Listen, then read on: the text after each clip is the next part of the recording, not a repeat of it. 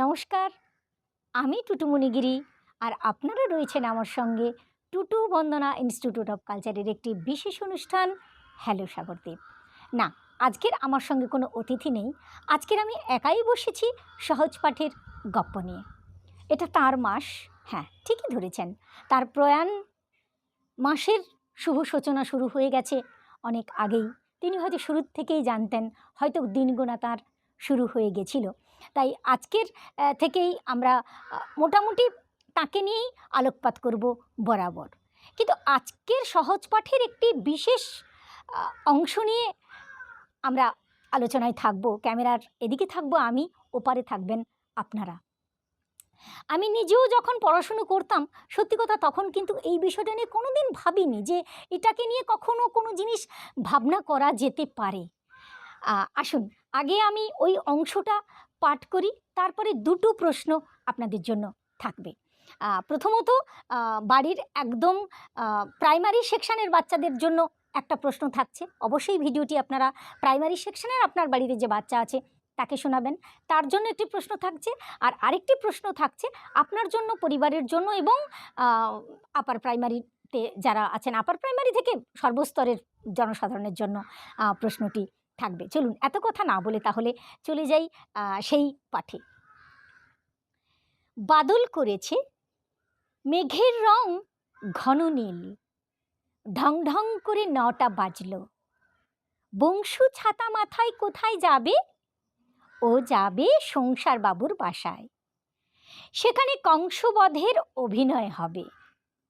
আজ মহারাজ হংসরাজ সিংহ আসবেন। কংসবধ অভিনয় তাকে দেখাবে।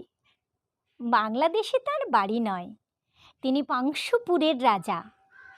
সংসার বাবু তাঁরই সংসারে কাজ করেন। কাংলা, তুই বুঝি সংসার বাবুর বাসায় চলেছিস? সেখানে কংসবধে সং সাজতে হবে। কাংলা, তোর ঝুড়িতে কি? ঝুড়িতে আছে পালং শাক, পিড়িং শাক, ট্যাংরা মাছ, চিংড়ি মাছ। সংসার বাবুর মা চেয়েছেন। এটুকু অংশ পড়লাম। এখন প্রশ্ন,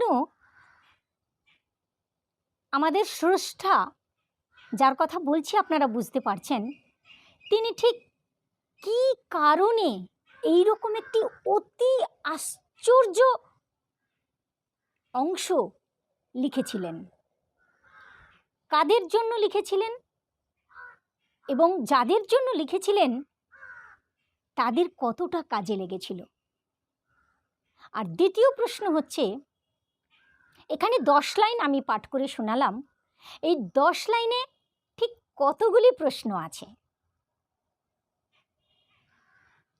এবং দ্বিতীয় প্রশ্নটাই কিন্তু আপনার বাড়িতে যে প্রাইমারি সেকশনের সন্তান রয়েছে তার জন্য। আর প্রথম প্রশ্নটা সত্যি কথা আমি আজও ভাবিনি। হ্যালো সাগরদ্বীপ করতে গিয়ে যখন শ্রাবণ মাস পড়লো, তখনই মনে হলো ঠাকুরকে নিয়ে একটু কাজ করি, তার দিন আসছে। তখনই মনে হলো এই অংশটা সত্যি সত্যি তিনি কেন এই ধরনের একটি অংশের কথা ভেবেছিলেন। আমি যা ভাবছি এর উত্তরগুলো আপনিও কি তাই ভাবছেন?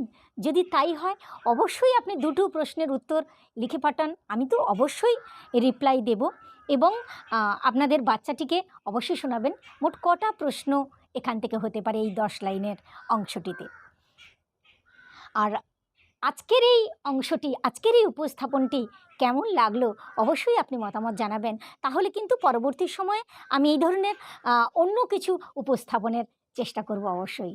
সকলে ভালো থাকবেন, সঙ্গে থাকবেন। নমস্কার, ধন্যবাদ।